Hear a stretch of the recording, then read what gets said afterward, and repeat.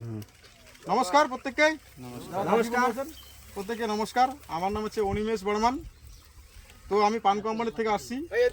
তো পান কোম্পানির একটা আমার শীতলকুচি ব্লকে পান কোম্পানির একটা রিগো 2499 ধান করছে। তো ধানটাকে আগে দেখাবো, দাদাকে বলবো একটু ধানটা দেখান। এই যে ধানটা কত সুন্দর হচ্ছে, সুন্দর ধান হচ্ছে। তারপরে আমরা একটু চাষিকে দেখাবো যার জমিতে ধানটা করা হয়েছে।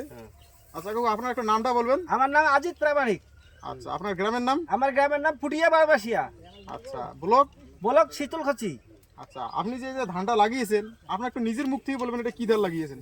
আমি 2499 রিগো ধান লাগিয়েছি। এই ধানটা আমার খুব ভালো লাগছে, আচ্ছা খুব ভালো ফলছে, আচ্ছা খুব সুবিধা পাইলাম। এই ধানটা শেষও কম লাগছে আমাকে। আচ্ছা, কি কি ভালো লাগছে একটু আরেকটু বলবেন, ধানের দানাটা বলবেন। এই ধানটার দানা এমন সোনালী কালার হচ্ছে, গড় গড়া হচ্ছে।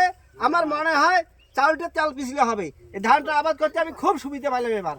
আচ্ছা, ফলন কতগুলো আসতে পারে? কারণ আমাদের প্রতি বছর অন্যান্য ধান 11 মণ বিঘে আসে, এবার এই ধানটা আমার 27 মণ হইতে পারে।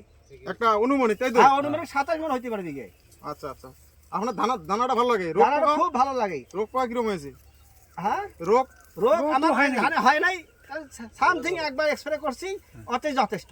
আচ্ছা আচ্ছা, তাহলে এই ধানটা আগামী বছর করা যায়? হ্যাঁ, এই ধানটা আমি যদি আল্লাহ বাঁচে রাখে আগামী বছর করবই করব।